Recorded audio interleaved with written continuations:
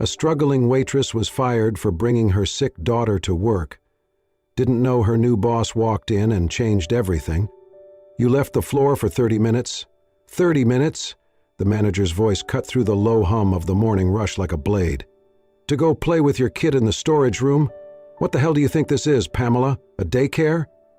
Pamela froze in place near the kitchen door, her apron slightly stained, her notepad clutched tight in one hand.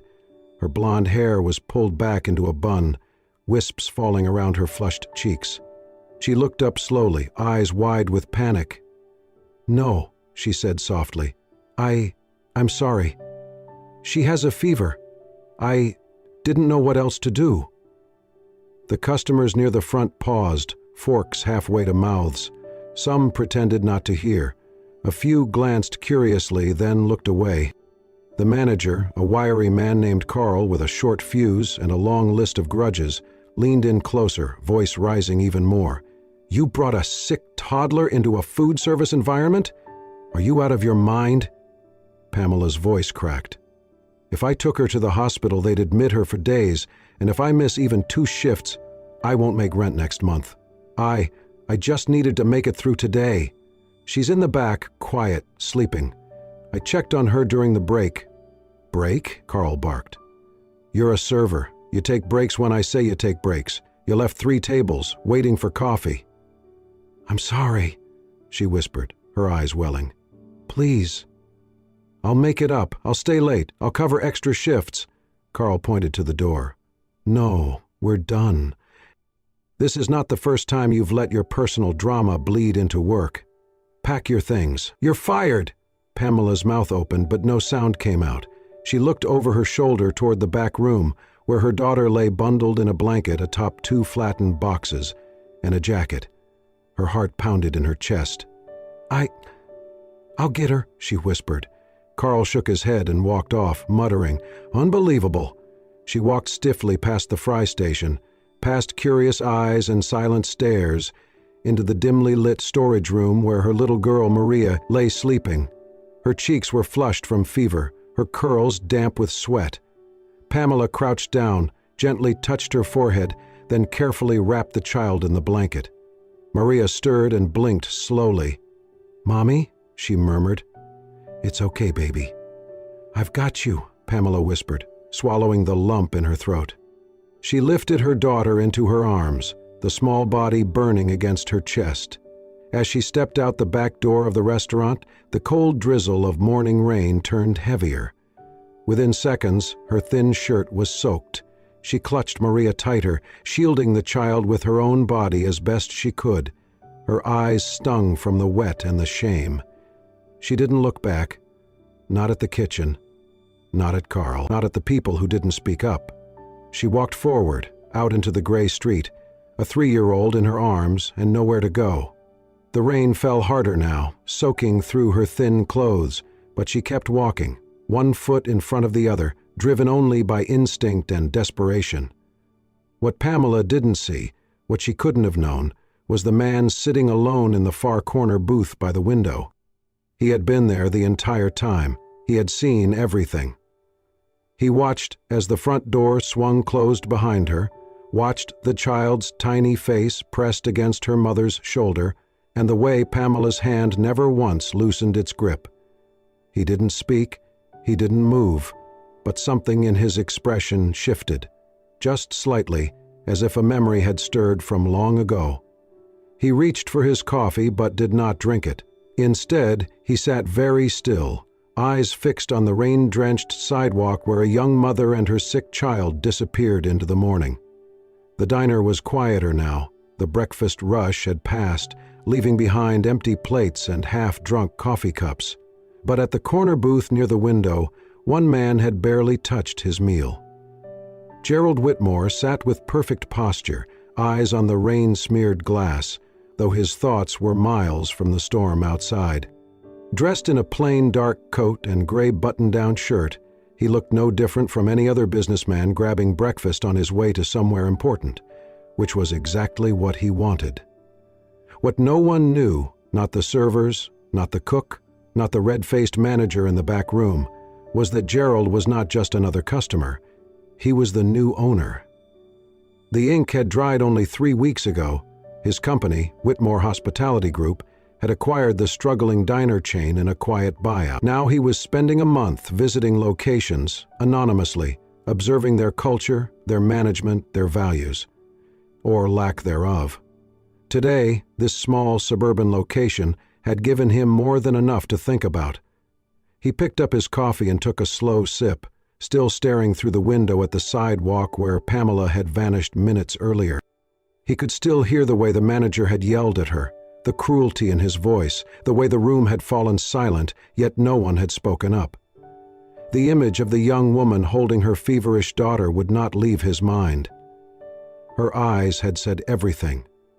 Shame, fear, exhaustion, but also something else, something that hit Gerald harder than he expected.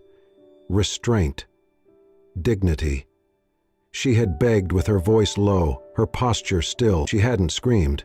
She hadn't cursed. She had simply endured. He remembered that look, because he had once worn it. He opened the leather notebook he carried everywhere and flipped to a clean page. In tidy, precise handwriting he wrote, Pamela, waitress, blonde, early 20s, fired for caring for her child. Calm under pressure, should not be discarded. He drew a line under her name, then turned to a different section, labeled Internal Review, Personnel. Manager, Carl, aggressive, lacks empathy, endangers brand integrity. Gerald closed the notebook and tapped the pen once against the edge of the table. It was time to go. He waved over the young server who had nervously brought him his untouched breakfast earlier. "Can I get the check?" he asked politely. She nodded, already fumbling with the bill folder. "Yes, sir. I hope everything was okay. I'm really sorry about the earlier situation." Gerald offered a smile, one that did not quite reach his eyes. "It was informative," he said. He took the folder, slipped in a crisp $100 bill, and added a smaller card behind it. On the back of the card, in firm black ink, he wrote a single note. "Management like this hurts more than your margins. I'll be back." He stood, adjusted his coat, and walked out into the drizzle without another word. As the door closed behind him, the young server opened the folder, her eyes widening at the tip and the message. She turned the card over, her breath caught. Whitmore Hospitality Group, CEO. She looked up toward the door, but Gerald was already gone. Pamela sat in the corner of the tiny apartment, holding Maria close. The landlord's voice still echoed in her ears, flat, impatient, final. "You're a week late again. I'm sorry, Pam, but I have bills too. You need to be out by tomorrow." She didn't argue. She couldn't. There was no money left to argue with. She packed what she could into 2 bags, bundled Maria in an oversized hoodie, and stepped out into the gray afternoon, with nowhere to go. By dusk, the drizzle had returned, soaking their shoes as they trudged through back streets and alleyways, looking for anywhere dry. Pamela's final hope was the county hospital. She sat with Maria on her lap for hours in the emergency room lobby, cradling the toddler's warm body. When their turn finally came, the nurse glanced at the outdated insurance card and gave a tired, apologetic shake of the head. "She needs rest and fluids, but we can't admit her without coverage," the nurse said gently. "Do you have a place to stay?" Pamela stared at the floor. Outside, the rain came harder. They wandered aimlessly for a while, until the buildings thinned and the sidewalk gave way to parked cars and closed storefronts. Pamela found a narrow alley behind a laundromat, hidden from view, but just wide enough for them to sit under a crooked awning. She laid down the thin blanket she'd carried in her bag, sat with her back to the brick wall, and pulled Maria into her lap. Her daughter whimpered in her sleep. Pamela's hands trembled as she wrapped the blanket around them both. Rain pounded the pavement just inches away. Her throat tightened, her eyes burned, and she could no longer hold it in. "I'm sorry," she whispered, barely audible over the storm. "I've done everything I could. I really tried, baby." Maria stirred, opened her eyes slowly, and in a soft, sleepy voice said, It's okay, Mommy. I don't need anything, just you. Pamela's heart shattered. She buried her face in her daughter's damp hair, crying silently, her shoulders shaking with the weight of every failure she had carried for years. Then came the headlights. A sleek black car pulled to the curb just outside the alley. Pamela flinched, clutching Maria protectively, unsure if they were about to be told to move again. The driver's side window rolled down, and there he was, the man from the diner, Gerald. He looked directly at her, not with pity, but with quiet recognition. "You need a place to get warm," he said. His voice was calm, even. "Please, get in." Pamela hesitated. Her instincts screamed to be cautious, but her arms were going numb, and Maria's fever had returned. She looked at Gerald one more time. There was something steady in his eyes, no agenda, no judgment. She nodded. Inside the car, warmth enveloped them immediately. Pamela sank into the seat, still holding Maria tightly. Gerald didn't speak right away. He simply turned the heat on high and handed her a clean towel from the back seat. "Thank you," she murmured. They drove in silence for several minutes. Finally, Gerald said, "I remember you, from the diner." Pamela stiffened. "I'm sorry you had to see that." He shook his head. "I'm not." She looked at him, surprised. He continued, "I saw a woman doing everything she could to protect her child. That's not something to be ashamed of." Pamela exhaled slowly. "I didn't mean to cause trouble. I used to be in school, college actually, business major. I had plans, internships, even a scholarship. But then I met someone, thought he cared, got pregnant. He left. My parents cut me off, said I ruined everything." She stared out the window. "I chose my daughter. I chose to keep her. And after that, nothing was the same. I've done everything from cleaning offices to selling cupcakes on sidewalks. But it's never enough." Gerald was quiet for a long time. Then he spoke. "I was raised in a state facility, bounced from group home to group home. No one wanted a boy who kept to himself and didn't know how to smile. I learned early how easy it is to be forgotten." Pamela turned to look at him. He met her gaze and said quietly, "I know what it feels like to be invisible." Gerald pulled the car into a parking lot under a covered awning and turned off the engine.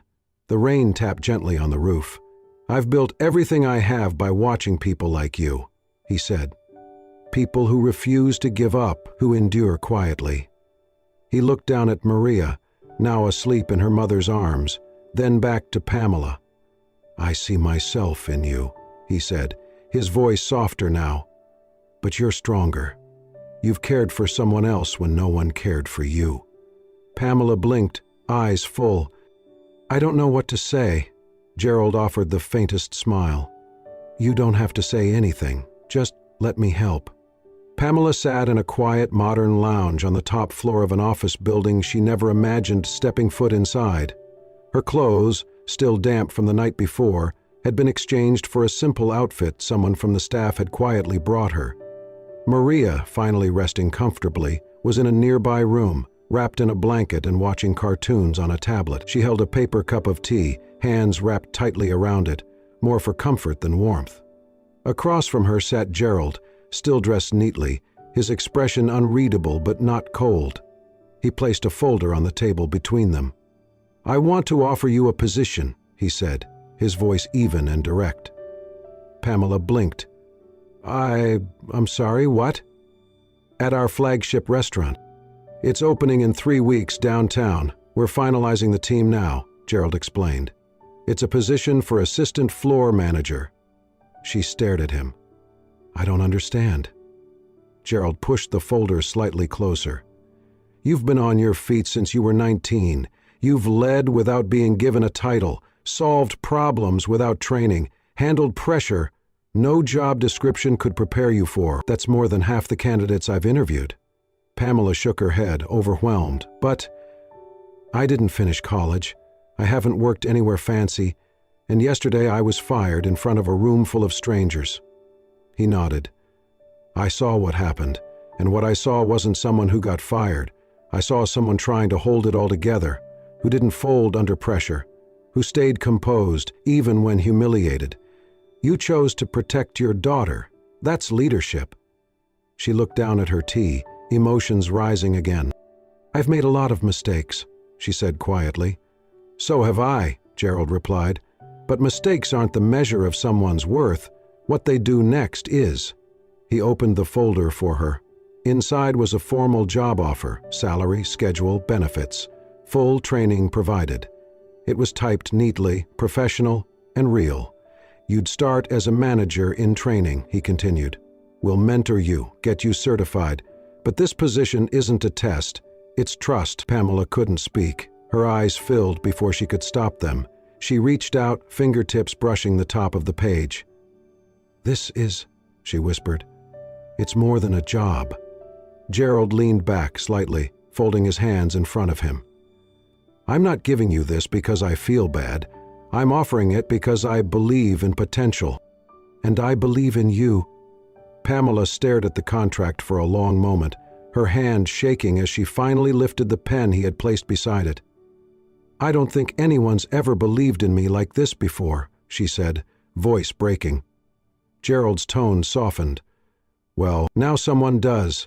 She pressed the pen to the paper, her name forming in slow, careful strokes. It wasn't just a signature. It was the start of a new chapter, one she had almost given up hoping for. And when she looked up at Gerald, she saw not a CEO, not a savior, but someone who understood what it meant to have everything and still feel alone. Until someone reaches out and says, "You belong here." The transformation was quiet but powerful. In just a few weeks, Pamela had gone from a woman clinging to survival to a rising presence inside one of the city's most anticipated restaurant launches. She absorbed everything. She shadowed floor managers, memorized seating maps, learned the reservation system in days, and could quote back health codes by heart. She remembered every staff member's name, their schedules, their birthdays. When a shipment arrived late or a vendor got the order wrong, she didn't panic. She solved the problem before anyone above her had to ask. Word spread quickly. "She's not just smart," the executive chef said during one staff meeting. "She listens and she leads." And she did. Her tone was never harsh, her instructions always clear.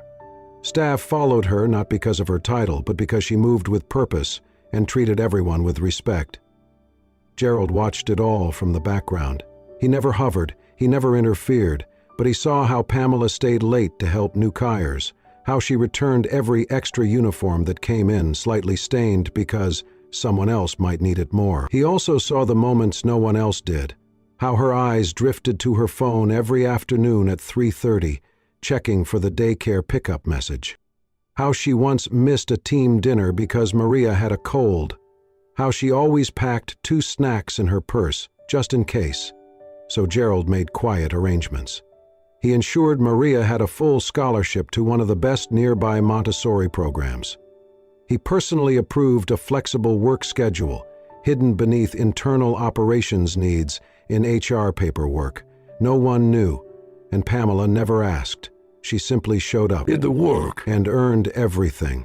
One rainy Tuesday, after a long morning of inventory checks and supplier calls, Pamela returned to her desk, a small corner tucked between the staff lounge and the manager's office.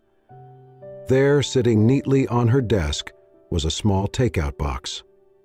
She blinked. Inside was a container of mini buttered noodles, 2 cut strawberries, and a small note. Exactly what Maria loved. Pamela opened the note with cautious fingers. "To the mother of a little angel, don't forget to eat today." Her heart clenched, her throat tightened. She didn't need a signature to know who had left it. She sat for a long moment, the box in front of her, her fingers pressed to her lips. Gerald never made a show of anything. He didn't stand in hallways waiting for thank yous. But he saw her, not as a project, not as a case to solve, as a person, someone who had fought her way back from nothing, someone who mattered. Pamela pulled out her phone and snapped a photo, not to post, not to share, just to remember. Then she quietly opened the box and took the first bite. and for the first time in years, she ate without rushing, without guilt, and without fear of what came next. By the time the flagship restaurant celebrated its first full quarter of operation, Pamela's name had become more than just familiar, it had become respected. She no longer operated from the quiet corners of the staff lounge or behind the reservation counter. She now stood in strategy meetings, presenting shift rotation models and cost-cutting proposals to senior leadership. She had developed a new scheduling system that not only reduced overtime pay, but also improved employee morale, two things rarely achieved together. Every proposal she submitted carried her signature at the bottom. Everyone was approved, often quietly, without fanfare, but always swiftly by Gerald. He never praised her in public, never pulled her aside to offer applause, but he kept every signed copy of her proposals in a personal file labeled Internal Growth. It was his private collection of victories. And then came the invitation. Pamela was asked to be a keynote speaker at a national culinary industry conference. The theme was Leadership Without a Title, and someone had nominated her anonymously. She said yes. The night before the conference, she sat at her kitchen table with Maria, who was now healthy and thriving in preschool. The little girl drew pictures on a napkin while Pamela practiced her speech under her breath. Maria looked up and said, "Are you going to talk about being brave, Mommy?" Pamela paused, then smiled. "I think I am." The next morning, in a packed ballroom filled with restaurateurs, chefs, investors, and students, Pamela stepped onto the stage in a simple navy blue dress and heels that still felt foreign. The spotlight was bright. The silence before she spoke felt deafening. She took a breath. "I was fired for bringing my daughter to work," she began. A murmur of surprise rolled through the audience. "I didn't do it to be careless. I did it because she was sick. I couldn't afford to miss a shift and I had no one else. I was told I was unprofessional, that I was a distraction, that I didn't belong." She paused. "But someone saw something different. Someone offered me a chance, not because they felt sorry for me, but because they believed I had more to offer." She told her story not with bitterness, but with clarity. She spoke about the struggle of single motherhood, of second chances, of working twice as hard to be seen half as much, and how, now, she was leading a team in one of the fastest-growing restaurant groups in the country.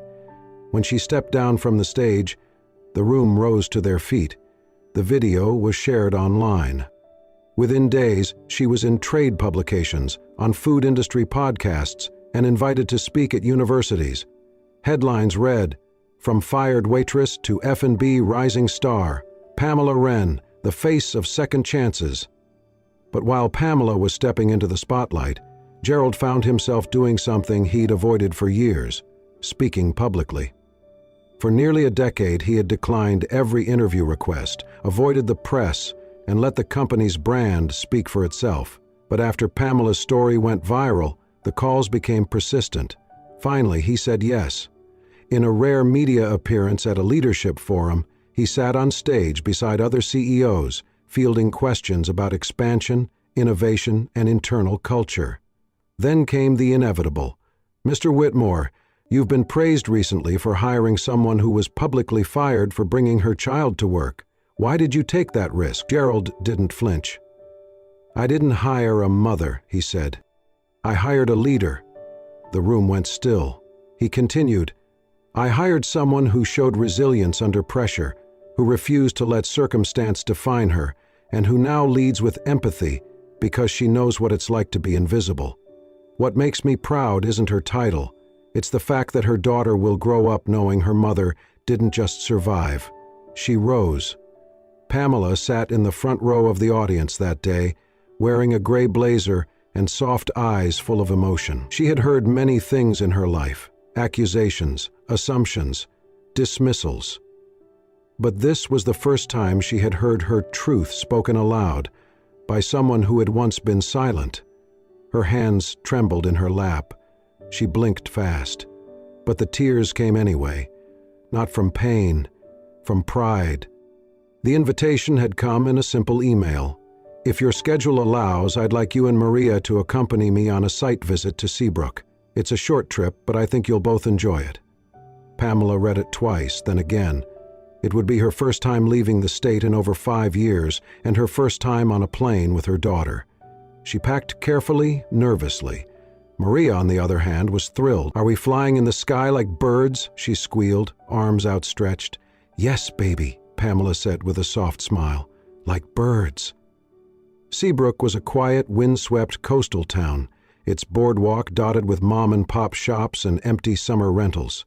Gerald was scouting the location for a boutique dining concept he had envisioned, something small, local, elegant. After the meetings and property walkthroughs, he suggested an evening walk. The three of them ended up climbing a low dune that overlooked the ocean. Maria dashed ahead, running through the sand, her laughter echoing like wind chimes. Pamela and Gerald followed more slowly, eventually sitting side by side on a patch of dry grass that looked out over the water. It was the most peaceful silence Pamela had experienced in years. Gerald spoke first. "I used to come here," he said quietly, "back when I lived in the group home upstate. Every summer they took us here for one weekend. We never went in the water, though, just walked along the beach." Pamela turned to him, surprised. He wasn't looking at her. His gaze was fixed on the horizon. "I used to collect shells," he continued, "pretended they were jewelry. I'd set them out on a towel and tell the others they were for sale. I guess I hoped someone, some nice couple walking by, would see me and decide they wanted a kid like me." Pamela didn't speak. She simply reached down, picked up a smooth white shell, and placed it gently in his hand. Gerald looked at the shell, then at her, and for once didn't hide. They sat that way for a while, just listening to the waves. Back at the hotel that night, Maria was unusually quiet.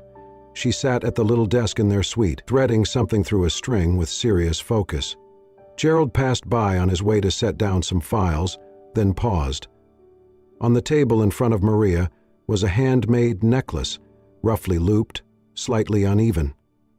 Strung along the cord were tiny seashells. Gerald knelt down beside her. "Is that for your mom?" he asked gently. Maria shook her head. "No, it's for you," he blinked. "For me?" She nodded, handing it to him proudly.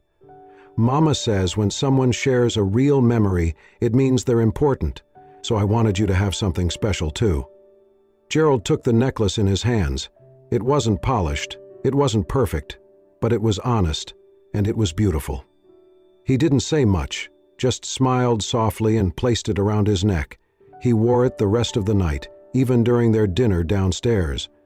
When the maitre d' looked curiously at the shells, Gerald simply said, "Limited edition, very rare." That night, Pamela watched him from across the table as he leaned in to listen to one of Maria's endless stories. He looked lighter somehow, not younger, not different, just more whole. And for the first time, Pamela didn't feel like she was rebuilding her life. She felt like she was building something new with someone who wasn't afraid to share the past. Months passed, and what had once felt impossible now lived in the rhythm of Pamela's every day. Under her leadership, the restaurant chain began to flourish in ways no one had predicted. Staff turnover dropped. Customer satisfaction soared. She introduced a mentorship program for hourly workers who wanted to grow, created flexible scheduling models for single parents, and developed an onboarding process that actually felt human. It didn't take long for the executive board to notice. And neither did Gerald. At the next quarterly meeting, he proposed the creation of a brand new role, one that had never existed in the company's long, numbers-driven history. Director of People and Development. He said the title slowly, then added, "And there's only one person I trust to build it." The vote was unanimous. Pamela accepted the offer in quiet disbelief, her voice trembling slightly as she shook hands with the board. And then, life continued. But it was different now. Not louder, not flashier, just fuller. Pamela still showed up early. She still packed 2 snacks in her bag for Maria, still took the train when she didn't have to. but her steps were no longer driven by fear or urgency. They carried the quiet confidence of someone who knew she belonged. Gerald, too, seemed changed. He still wore tailored suits and made bold decisions, but he smiled more, stayed longer in staff meetings, and though he never said it aloud, people around him began to sense what had shifted. He hadn't just built a company, he had found something to come home to. And yet, there was no big announcement, no ring, no press release. Gerald didn't throw parties. He did something subtler. When the team launched a new seasonal menu across all flagship locations, Pamela was asked to sign off on the final design before print. The layout was sleek, elegant. The background image, barely visible behind the wine list, was a faded, dreamy photo. She blinked, her heart caught. It was the three of them. A photo from that evening in Seabrook, Maria between them, holding both their hands, facing the ocean. The horizon blurred by sunlight. It wasn't labeled. No one else would notice. But she knew. Later that evening, Pamela stood beside Gerald in the company's design studio, the proof pages spread across the table. She turned to him and smiled softly. "You didn't have to do this." He looked at the photo, then at her. "I wanted to," he said, then paused. "I've spent my whole life building something I thought would matter." Pamela waited, her hand gently brushing the edge of the page. "And it does," he added. "But thanks to you, I know what matters more." She didn't ask what. He didn't say, "I love you." He simply said, "You've given me somewhere to return to, somewhere real." At the flagship restaurant's grand reopening, a soft jazz band played as guests mingled beneath strings of warm lights. Donors, press, industry icons, all gathered to toast a success no one had seen coming. When the time came for opening remarks, Pamela was invited to the stage. She didn't walk alone. Maria joined her, in a soft pink dress and shiny shoes, proudly holding her mother's hand. Pamela stepped up to the microphone, took a breath, and began. "3 years ago, I was fired in front of a room full of strangers for trying to protect my child. That night I thought the world had shut its doors on me." She glanced at Gerald, who stood in the back of the room, arms crossed, eyes warm. "But some doors," she continued, "only open when you find yourself in places no one expects. Like the backseat of a stranger's car, in the middle of a rainstorm." Laughter rippled gently through the crowd. "But that stranger didn't stay a stranger," she said. "And what I found wasn't just a job or a second chance.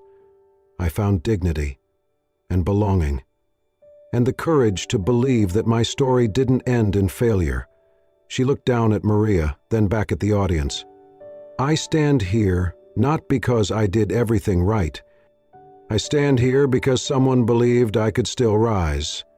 The applause came slowly at first, then built until it filled the entire space. Gerald stayed where he was, watching the two of them on stage, the quiet pride in his chest louder than anything he could have said aloud.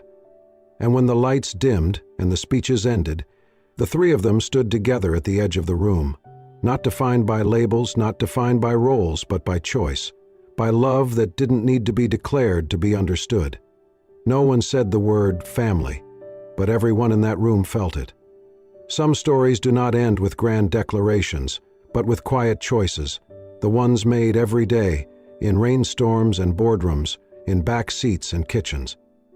Pamela didn't set out to change a company or a man's life. She just refused to give up.